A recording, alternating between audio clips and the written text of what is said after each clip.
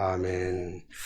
오늘도 주의 은혜와 축복이 여러분들의 삶과 일터 위에 또 특별히 여러분들의 자녀들 위해 함께하게 되시기를 주님의 이름으로 축원합니다.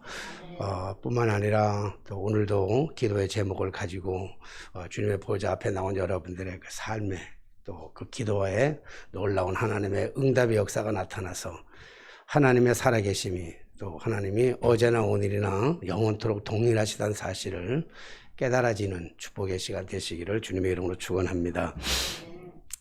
저희 집 2층에 예원이라고 하는 아이가 살고 있습니다. 예원이는 지금 23개월 차에 접어들었는데 두 내외가 열심히 이제 벌어먹고 사느라고 바빠서 평일 날에는 우리 집사람이 아이를 많이 봐주는 그런 예원입니다. 사실 우리 2층에 살다 보니까 또 그 엄마가 임신하고 나서 또 아기를 낳을 때 병원에서 의사 선생님들이 이 아이가 걸을 수 있는 확률보다는 걸을 수 없는 확률이 훨씬 더 크다 얘기해줬고, 또 말할 수 있는 확률보다는 아마 말을 못하는 장애로 살아갈 확률이 훨씬 더 크다라고 하는 그 얘기를 듣고 그 부모가 굉장히 걱정하고, 또 우리가 목사인 가정인 줄 아니까 우리한테 또 기도의 부탁도 많이 했어요. 우리가 할 수 있는 게 또 뭐겠어요. 그러나 의사는 그렇게 진단을 했나 할지라도 또 우리의 생명은 하나님께 있고 우리의 생명을 창조하신 분이 하나님이잖아요.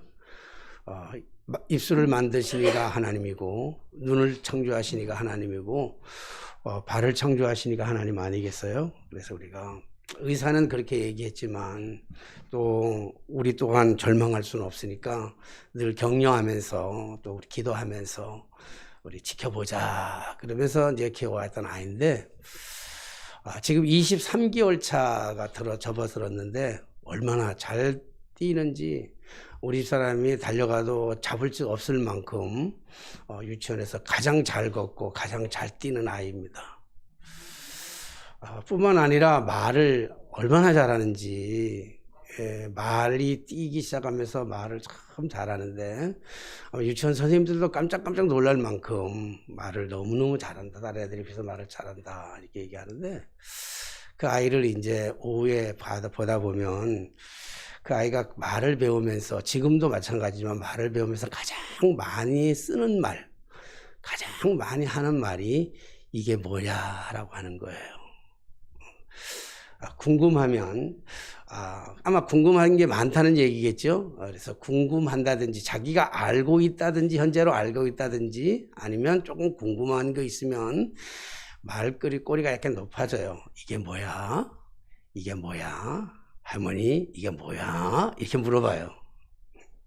그런데 조금 처음 보는 물건이나 처음 보는 어떤 환경을 접하게 되면 좀 말꼬리가 좀 달라요. 이게 뭐야? 와, 이게 뭐야? 이렇게 얘기를 해요. 그러면 이제 얘 말꼬리를 보면서 얘가 궁금하구나. 그리고 이게 뭐야? 그럴 때 다시 물으면 돼요.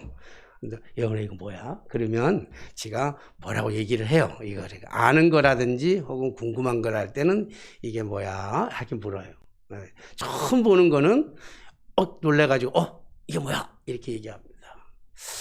예원이가 그렇게 이게 뭐야? 하는 걸 보면서 우리 어른들도 이게 뭐야? 하는 얘기가 참 많이 하잖아요. 내가 생각했던 것이 이루어지지 않는, 내가 계획했던 것들이 제대로 이루어지지 아니하면 근데 이게 뭐야? 이렇게 얘기합니다. 많은 실망감 속에서 절망감 속에서 이게 뭐야? 내 뜻대로 내 계획대로 안 되면 이게 뭐야? 라고 한다든지, 너무 황당한 일을 당해가지고 굉장히 불편하면 짜증 섞인 말로 이게 뭐야? 이렇게 얘기하기도 합니다. 도무지 이해할 수 없는 것 당할 때 이게 뭐야? 그렇게 얘기합니다. 그래서 오늘 본문의 제목을 읽다가 이스라엘 백성들의 입장에서 생각하면서 이스라엘 백성들의 마음을 읽으면서 제목을 이게 뭐야? 라고 하는 제목으로 정해보았습니다. 우리가 인생을 살아가면서 살아오면서 또 살아왔던 세월 속에서 또 앞으로 살아가야 할 남은 생애 속에서도 이게 뭐야? 라고 하는 이런 의아스러운 질문과 원망과 불평을 할 때가 참 많이 있을 거예요. 있어 왔고요. 이스라엘 백성들은 역시 뭐 하루를 멀다 하지 아니하고 그런 말을 수없이 반복하면서 아마 입에 달고 다녔던 그런 사람들이 아닐까 이렇게 생각해 봅니다. 430년이라고 하는 그 긴 세월, 430년이면 몇 세대가 지나가겠습니까?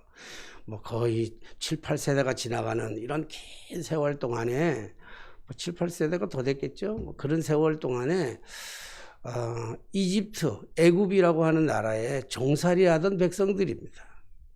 자유도 다 빼앗겨 버렸던, 그래서 진짜 진정한 자유의 행복을 잃어버렸던 그 사람들, 노예의 신분으로 살아갔던 그들에게 하나님의 놀라우신 은혜와 섭리와 계획 속에서 유월절을 당해서 모세와 함께 그리고 출애굽을 경험하는 그런 일들을 경험하게 됐죠.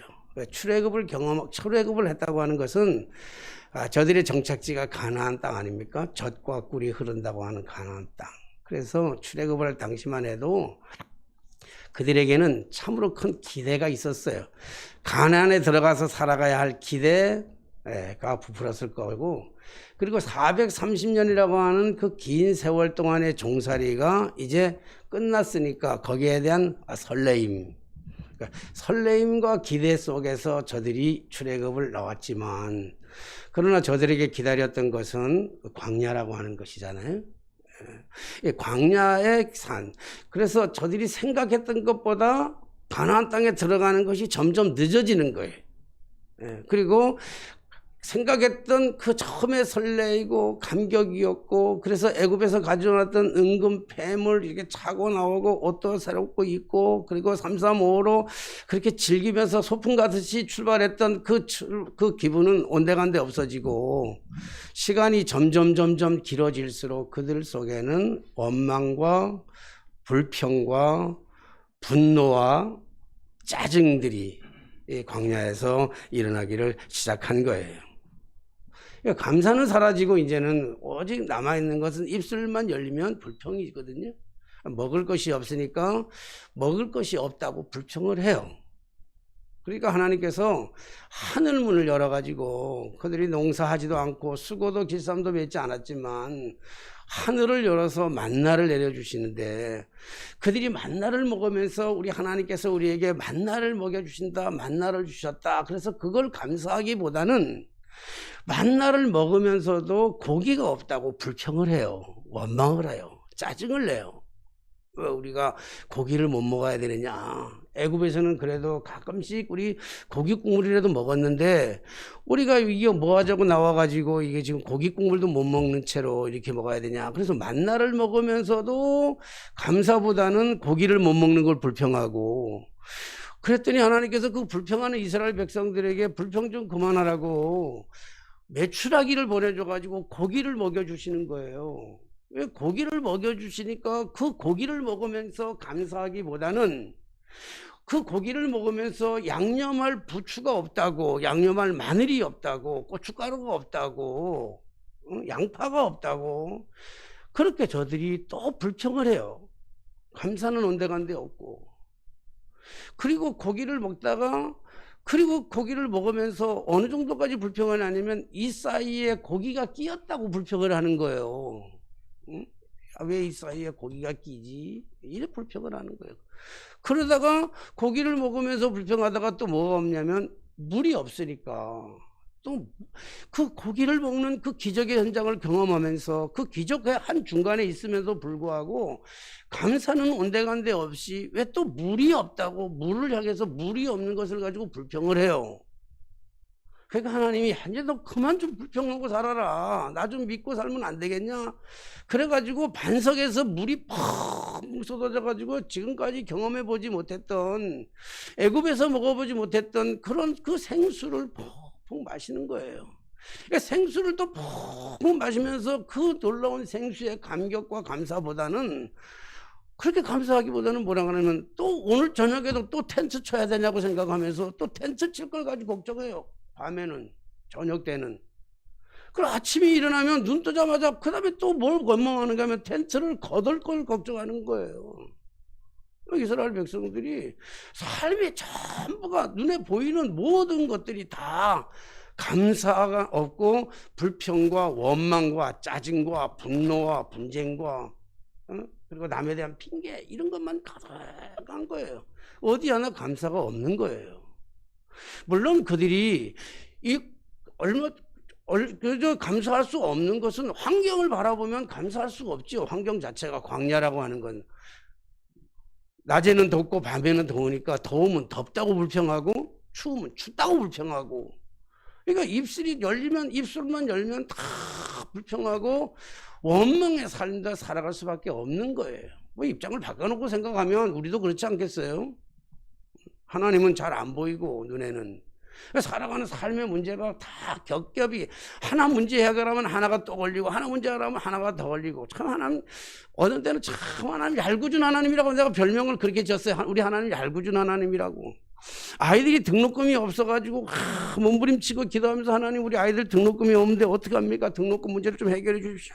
그러고 기도하면요 좀 빨리 해결해 주면 어때요? 등록할 날짜 한 달 전이나 보름 전에 해결해 주면 참 좋을 텐데, 해결을 해줘도 해결을 해 주시더라고. 반드시 해결을 해 주시는데 해결해 주더라도 꼭 그 전날이든 그 날짜가 돼야 해결해 줘요. 한 1,500만 원이 필요하면요 하나님 1,500만 원 필요하다고 몸부림치면요 한 1억 5천 정도 주면 얼마나 좋겠어요. 은행에 딱 놓고 그냥 해결되면 되는데 꼭 보면요 1,500만 원 주든지 1,490만 원 주든지 그렇게 주셔요. 하나님이 주시는 것도 꼭 그렇게 알고 주는 거예요. 그러니까 그걸 받아가지고도 감사하다는 건 잠시야. 응? 해결되면 잠시인데 그 다음에는 등록금이 해결되면 또 걱정하잖아요. 뭐 걱정해요? 책 사줘야 되잖아요. 교통비 줘야 되잖아요, 애들. 그럼 또 그것 때문에 불평하고 또 그것 때문에 원망하는 거예요. 그럼 하나님께서 또 이 모양 저 모양에서 책 살 돈도 등록비도 그거 다 해결해 주시고 나면요 그 다음에는 또 감사하기보다는 직장에 뭘 들어갈지 그때부터 또 걱정하잖아요. 하나님도 참 좀 답답할 거예요. 그러니까 이스라엘 백성들이 열흘이면 충분히 들어갈 수 있는 거리인데도 불구하고 그들이 40년 동안이라고 하는 광야의 생활을 계속 반복적으로 광야에서 고통을 받는 거예요. 그러다가 광야 같이 나가는 바란 광야라고 하는 그 광야를 지나가다가 텐트를 쳐요. 장막을 치잖아요. 또 하루를 지내야 되기 때문에. 그래서 거기서 장막을 치고 모세가 이제 가나안 땅을 점령을 해야 되는데, 가나안 땅을 점령하려면 그 가나안 땅의 지형도 알아야 될 거고, 그리고 그 가나안 땅의 그 전략적인 지리적 배경도 알아야 되고, 그리고 근서적인 요충지가 어딘지를 알아야 되기 때문에 각 지파에서 12지파에서 각각 한 사람씩 뽑아서 12명을 뽑아가지고 가나안 땅을 정탐하도록 보냈어요. 40일의 기한을 주고 40일 동안 가가지고 가나안 땅 구석구석까지 잘 봐라. 지도도 그리고 사람들의 성격이나 그 모든 것들을 다 해가지고 와라. 그래가지고 40일이 지나가지고 그 다음에 12명들이 와가지고 백성들 앞에서, 모세 앞에서 백성들이 모인 가운데서 갔다 온 것을 보고하는 거예요. 당연히 보고해야 되죠. 보고하는 과정에서 먼저 10명의 정탐꾼들이 보고를 하는데, 어떻게 보고를 하냐면 성경에 보니까 그들이 가나안 땅을 악평하여 말하되 그랬어요.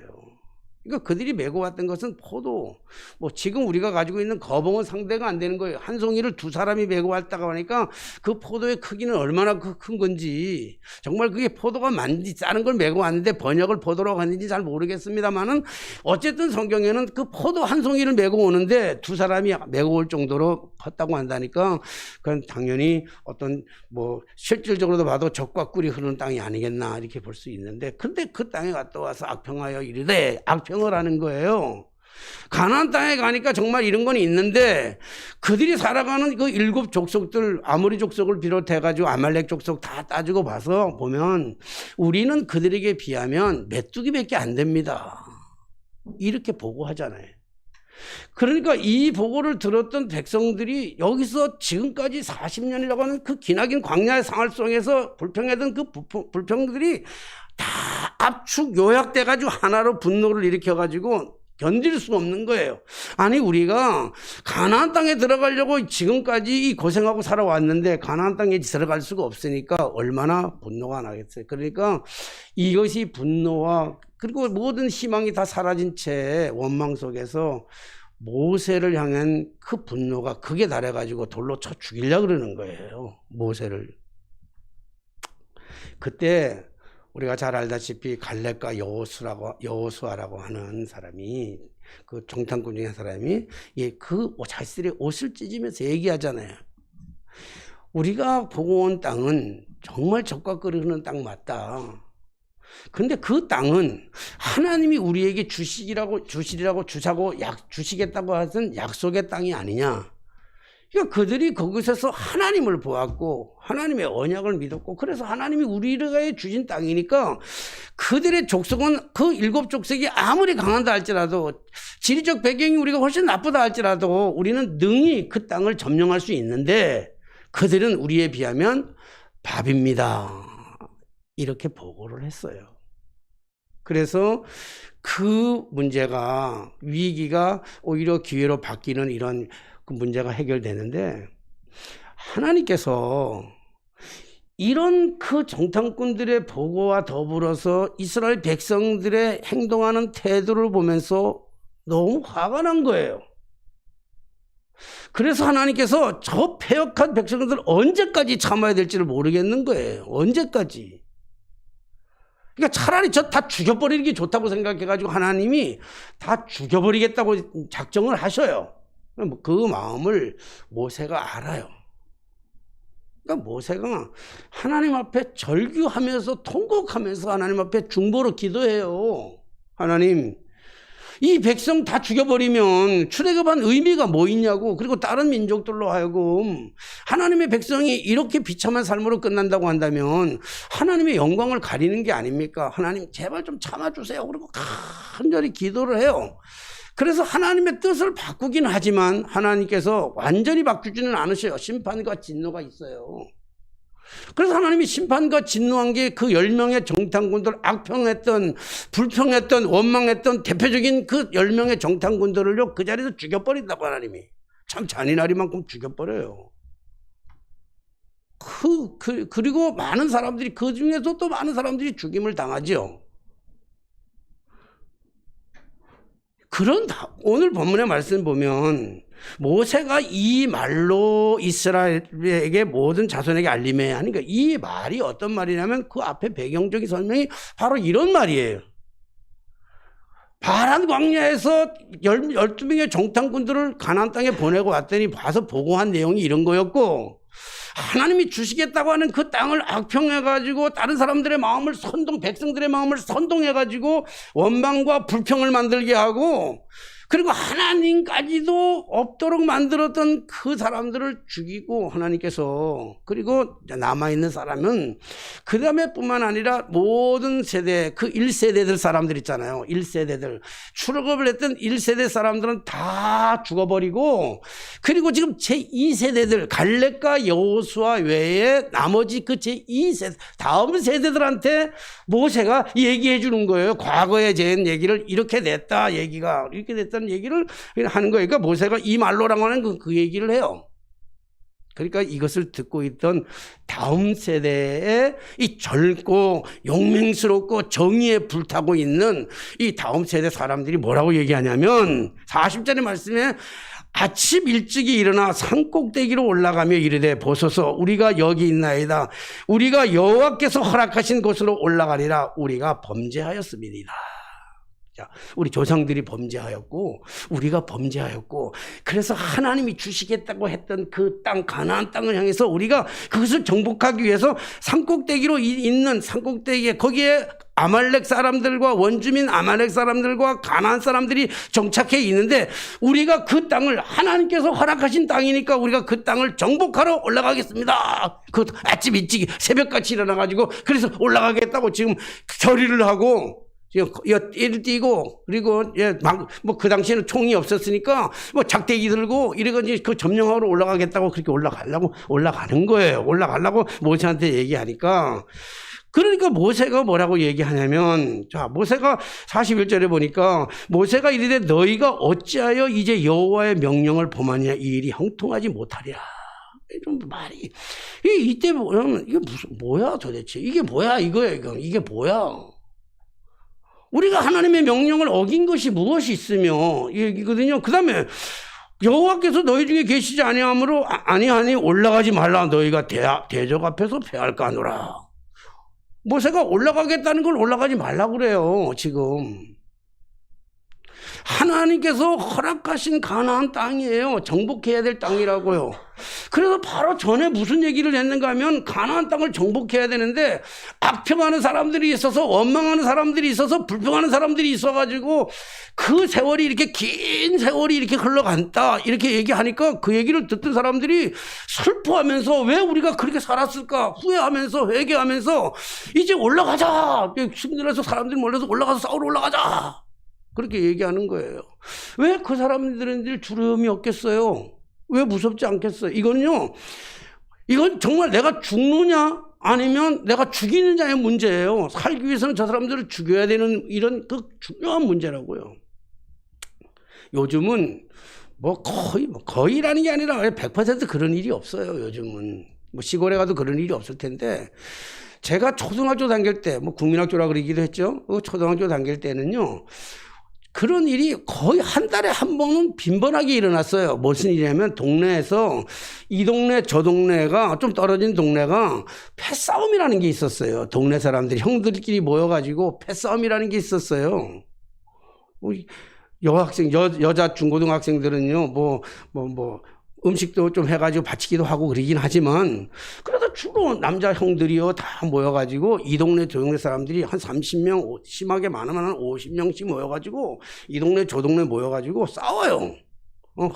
그때는 동네가 공터가 천지니까 공터애들 만나 싸우는데 다 하나 작대기 하나 들고 몽둥이나 작대기나 같은 말이니까 들고 그다음에 돌멩이 들고 나와가지고 막 싸운다고 죽기 살기로 싸워요. 물론 거기서 사람을 죽이는 일은 없어요. 그래서 죽는 사람은 하나도 못 봤지만 팔이 부러지고 다리가 부러지고 머리통이 깨지고 이런 건 부지수하게 본다고요.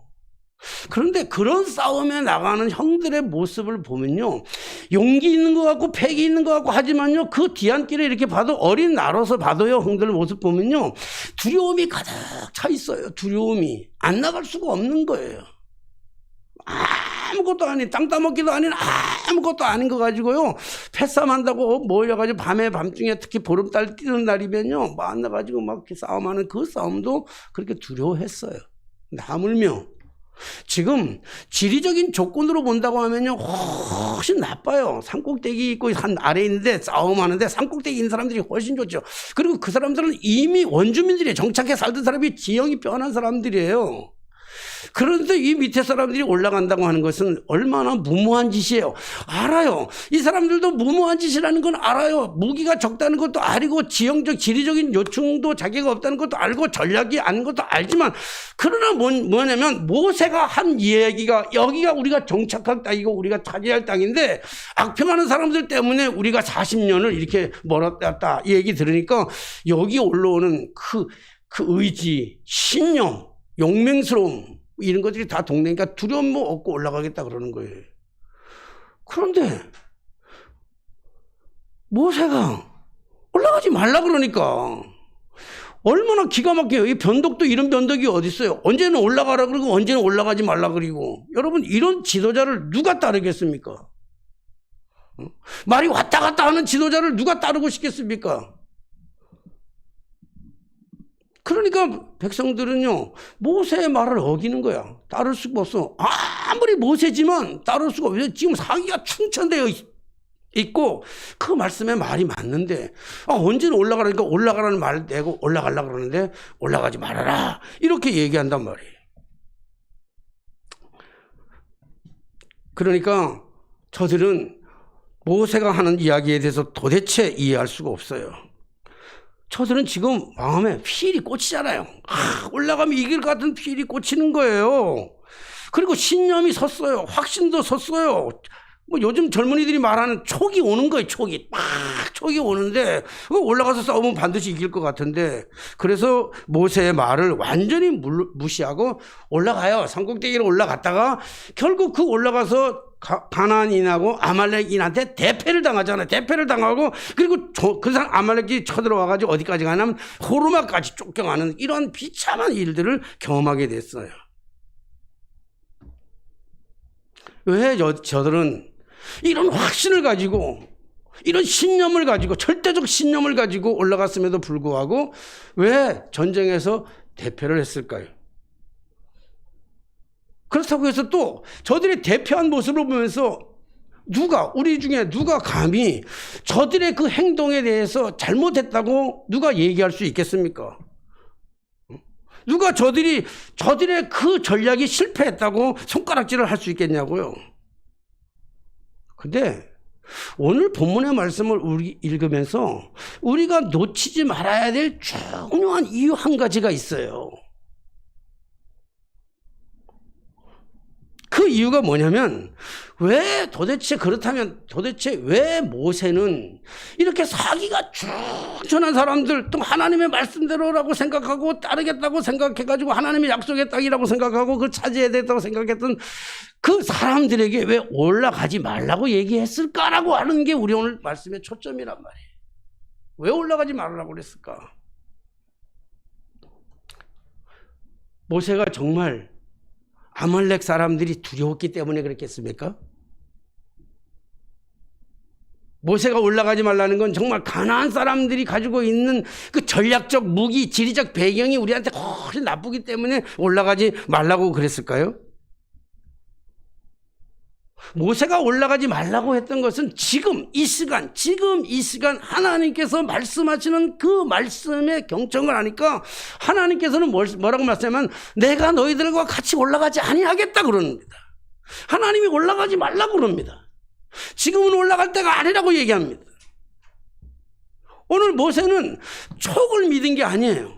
피를 믿은 게 아니라 신념을 믿는 게 아니라 확신을 믿은 게 아니라 하나님의 말씀을 경청하고 하나님의 말씀을 의지하는 거예요. 사랑하신 여러분, 촉이라고 하는 것은요, 믿음이 비슷하지만 믿음이 아니에요. 감정이 믿음하고 비슷한 것 같지만 감정은 믿음이 아니에요. 필이 온다고 해서 그 필이 꼭 믿음은 아니란 말이에요. 요즘 젊은이들 뭐 여자를 사귀고 뭐 결혼하고 하는데 가장 중요한 조건 중에 하나가 뭐 요즘은 젊은이들이 우리하고 또 많이 다르긴 하지만 또 우리 다소리 세대하고 또 우리 예찬이 예성이 세대하고 또 다르더라고요. 몰라, 다 그런 걸 모르겠지만 요즘 세대들은요, 필이고 촉이고 다 없이 돈만 많으면 돼요. 직장만 좋은 직장 다니고 뭐 잘생기고 못생기고 전혀 상관없이 돈만 잘 버는 데 있다면 그냥 오케이 땡큐 할렐루야 그리고 가요. 애기 안 나는 것도 물론 애기를 정말 갖고 싶어도 못 낳는 사람도 있지만요, 대부분의 젊은이들이 애기 안 나는 거는요, 애기를 키울 만한 경제적 형편이 안 돼서 안 낳는 게 많거든요. 요즘은 그런데 좀 전만 해도요, 뭐냐면 촉으로 필이 꽂히면 연애하고 결혼하는 거예요. 어떤 면에서는 좋을 수 있죠. 필이 꽂히면 뭐 환경을 따지지 않고 필이니까. 그런데 정말 중요한 거는요, 필보다 촉보다도요, 감성보다 더 중요한 거는 하나님께서 정말 우리에게 맺어준 사람인지를 고민하고 기도하고 물어야 된다는 거예요. 그게 믿음이에요. 그래서 끊임없이 물어야 되는 거죠. 진짜 믿음이라고 하는 것은요, 뭐냐면 하나님의 말씀을 경청하는 거예요. 하나님의 말씀을 경청하고 그리고 하나님과 함께 하는 것, 그것이 믿음인 거예요.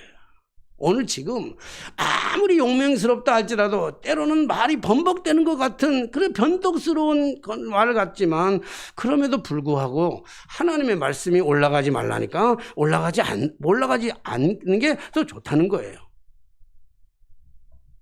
사랑하신 성도 여러분, 하나님의 명령, 하나님의 말씀, 하나님의 뜻을 따르지 아니하고 하나님 없이는 절대로 그 무엇이든지 이룰 수가 없어요. 성공적인 삶을 살아갈 수가 없습니다. 이루었다고 해도 그것이 설상 하나님과 상관없이, 하나님의 뜻과 상관없이 내 뜻과 내 계획과 내 경험과 내 사고와 내 판단과 내 의지와 내 포촉을 가지고 결정해서 그것이 비록 그 모든 일이 성공했다 할지라도, 이루었다 할지라도 그건 성공이 아니고 그건 결국은 실패할 수밖에 없는 일이라는 거예요. 그러므로 믿음의 사람은요, 묻고 또 물어야 해요.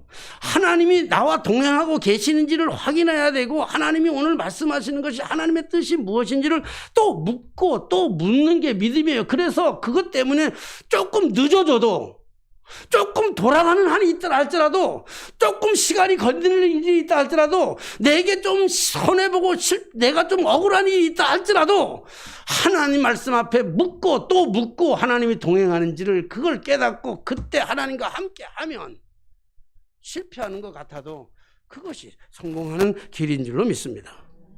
하나님 없이 성공은요, 성공이 아니라 실패예요. 하나님 없이 다 이루었다, 다 됐다, 잘 됐다, 잘 산다, 다 벌었다, 돈 벌었다, 뭐 다 이런 거, 이게 그 눈앞에 보이는 건 성공인 것 같지만요, 그것 때문에 망하는 거예요. 하나님 왜 나한테 돈 안 주십니까? 하나님 더 잘 알아요. 하나님 가난합니까? 하나님이 뭐 거지예요? 왜 하나님 나 돈 안 주십니까? 하나님 더 잘 알아요. 돈 주면 그 돈 가지고 어떻게 살아갈지를 하나님 훨씬 더 잘 알아요. 우리 애들이 갑자기 와서 나한테 돈 달라고 그래봐요. 우리 쌍둥이들이 갑자기 와가지고 아빠 돈 좀 주세요. 왜? 한 2천만 원만 주세요. 왜? 묻지 마시고요. 그러면요, 묻지 않고 주는 아버지는요, 그 이붓 아버지야. 물어야지요. 그리고 그거 갖다가 타락한 길에 쓴다 그러면 안 주는 게 좋은 아버지지요. 마약하겠다고 하는데 주는 아버지는 나쁜 아버지잖아요. 우리 그렇다고 우리 애들이 마약하는 건 아니지만 안 줘야 되는 거예요.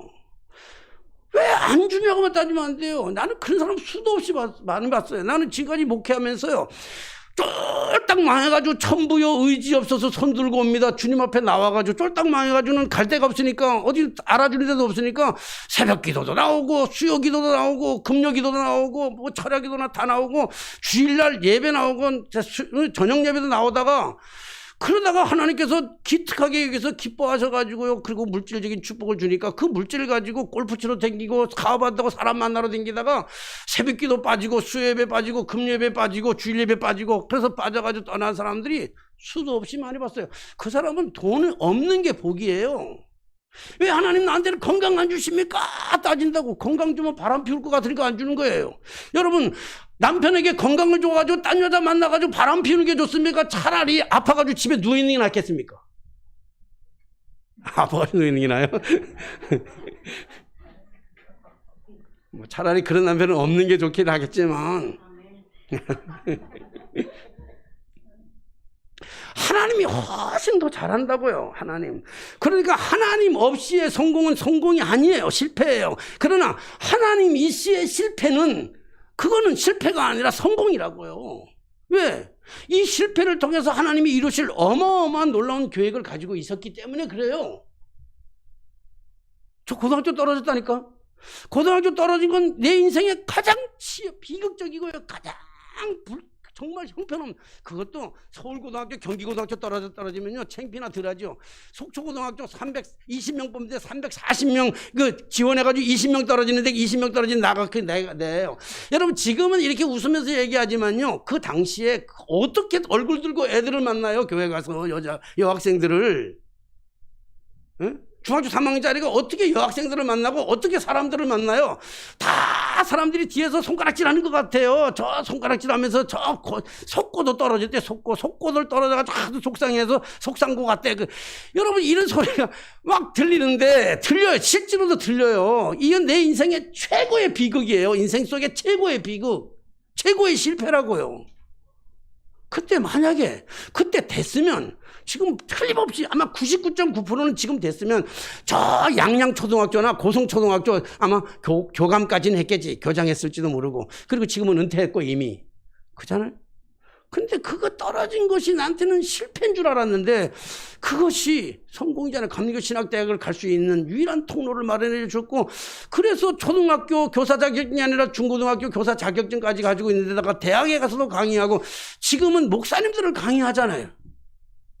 여러분, 실패가 하나님과 함께하고 예배에 집중하고 하나님만을 알고 하나님만 바라봤는데도 떨어졌을 때는요, 하나님이 원망스럽기도 하고요. 정말 어떻게 하나님 이럴 수 있습니까? 내가 뭘 잘못했습니까?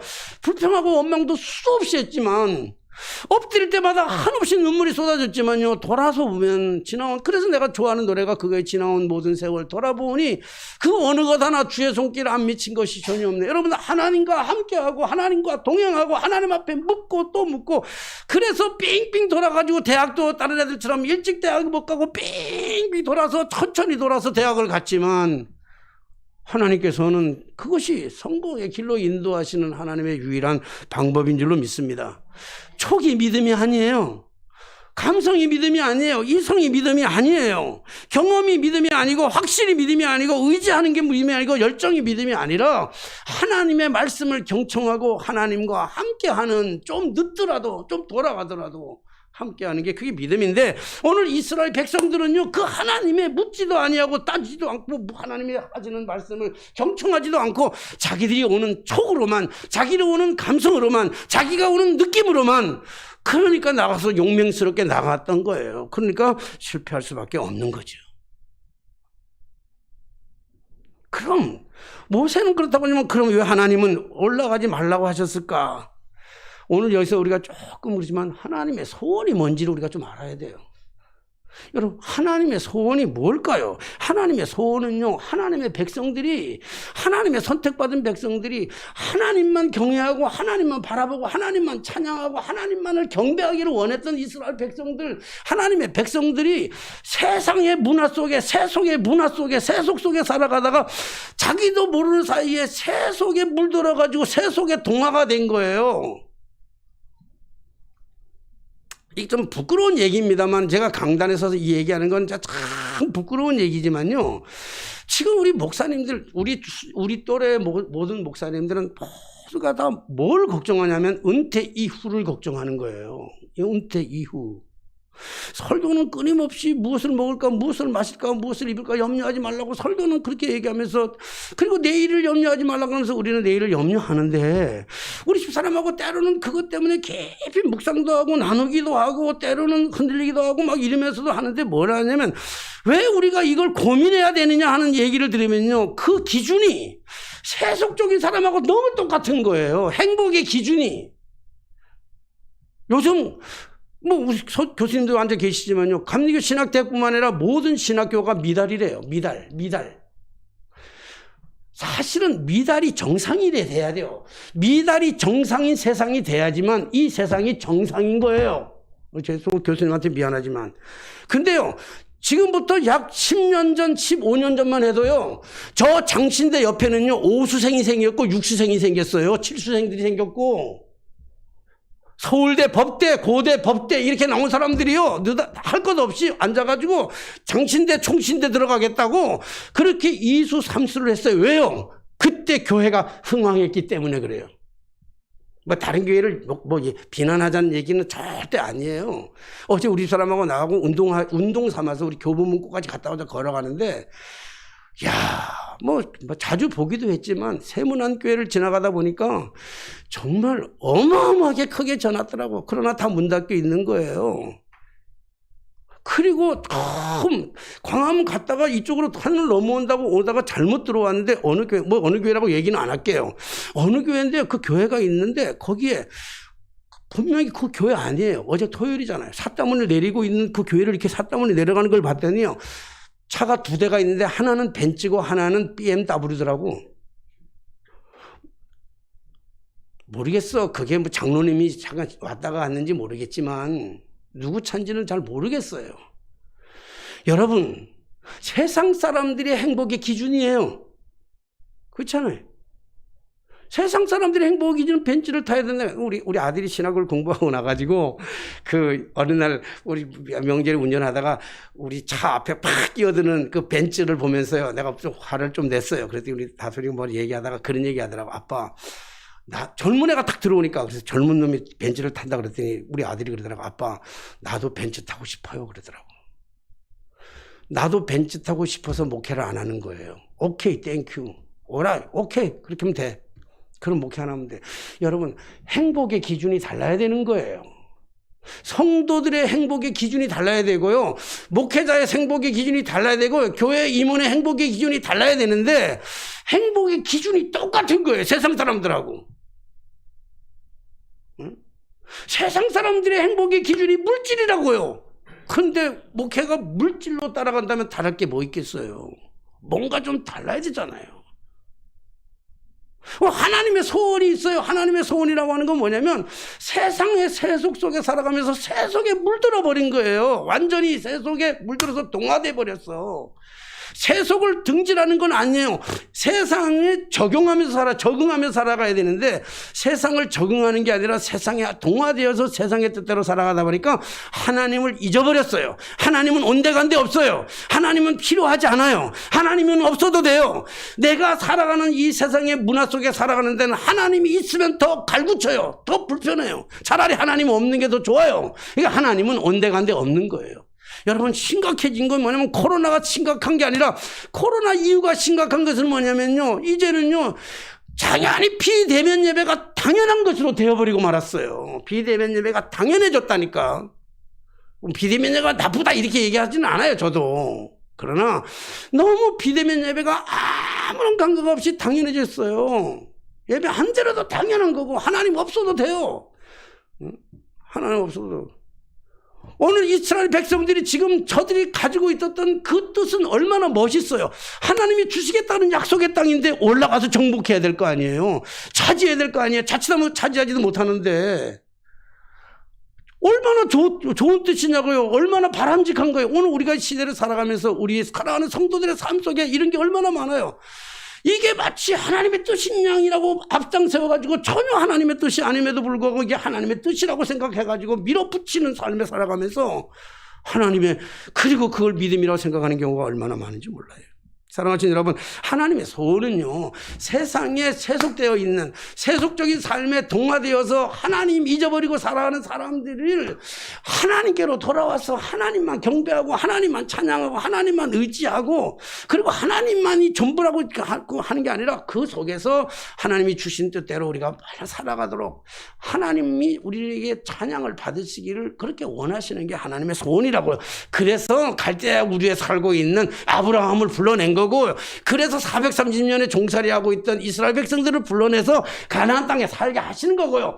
그래서 우리 영원히 죽을 수밖에 없는 저희들을, 저와 여러분들을요, 그 죄악의 구렁텅이에서 불러내어 가지고 하나님의 뜻대로만 살아가라고, 하나님의 말씀을 경청하며 살아가라고, 하나님 없이 살아가는 세상, 하나님보다 앞서가는, 성령님보다 앞서가는 것도 문제고 성령보다 뒤서가는 것도 문제고, 성령님의 말씀을 따라서 좀 늦더라도, 좀 돌아가더라도, 좀 실패한 것 같더라도, 좀 억울한 것 같더라도, 좀 손해보는 것 같더라도 하나님의 말씀에 경청하고 하나님의 말씀에 동행하는, 하나님과 함께 동행하는 그러한 삶. 다시 한번 말씀드리면, 결론적으로 말씀은 촉은, 필은, 신념은, 확신은 믿음 같은 거지만 믿음이 아니에요. 믿음이란 하나님의 말씀을 경청하고 하나님의 말씀대로 따라간, 그래서 그러기 위해서는 모르잖아요. 하나님의 뜻이 뭔지, 하나님 말씀이 뭔지. 그래서 우리는 기도라고 하는 걸 통해서 끊임없이 하나님을 묻고 또 물어서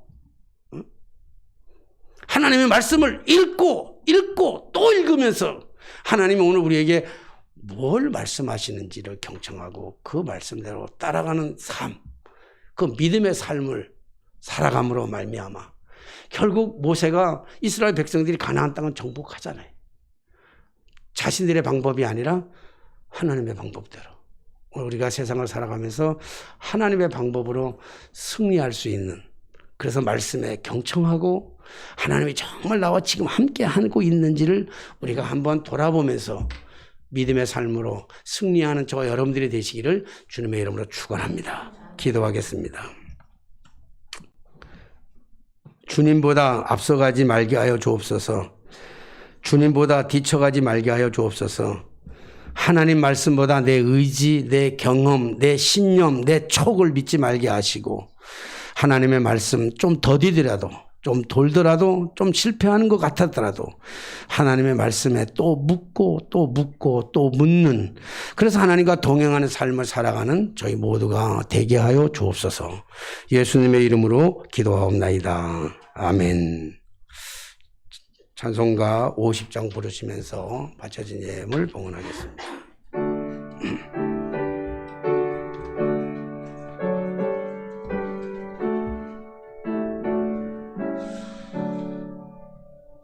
내게 있는 모든 것을 아낌없이 드리네. 사랑하고 의지하며 주 따라 살리라. 주께 드리네. 주께 드리네. 사랑하는 그 주 앞에 모두 드리네. 아멘.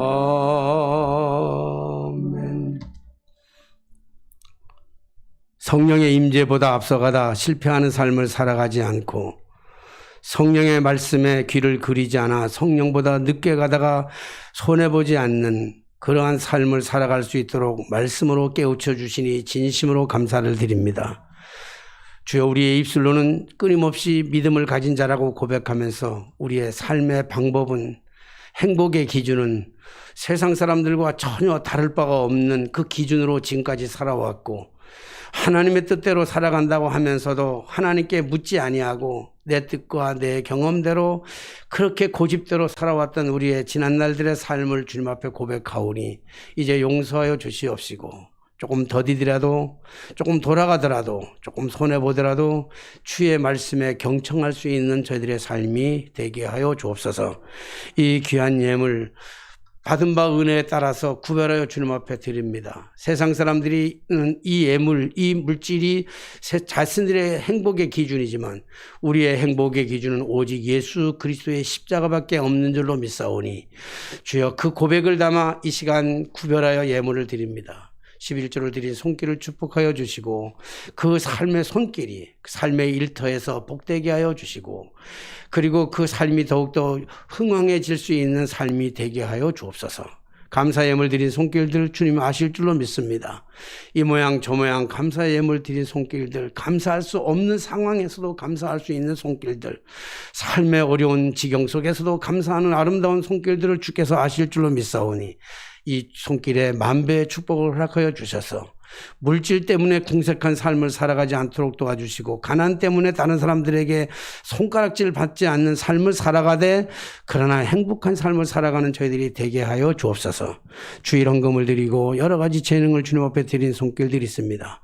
또한 온라인으로 주님 앞에 드려지는 모든 아름다운 믿음의 고백들과 그러한 그 신앙에 담아서 드리는 예물들을 구별하여 주시고 주님께서 축복하여 주시되 삶이 윤택하고 보람있고 기도하는 제목들이 응답되게 하시고 모든 육신의 질병이 치유받게 하시고 모든 사업이 확장되어 지경이 넓어질 수 있도록 인도하여 주옵소서. 해외에 나가 있는 이들 어떤 상황 속에서든지 하나님께서 함께 하시고 물질로 인하여 절대로 시험 들지 아니하도록 축복하여 주옵소서. 이 예물 쓰여지는 곳에 하나님의 나라가 확장되게 하여 주시옵시고 하나님의 뜻을 이룰 수 있는 이 땅에 하나님의 아름다운 나라를 만들어가는 데 쓰임받을 수 있는 예물 되게 하여 주옵소서. 예수님의 이름으로 기도하옵나이다. 아멘.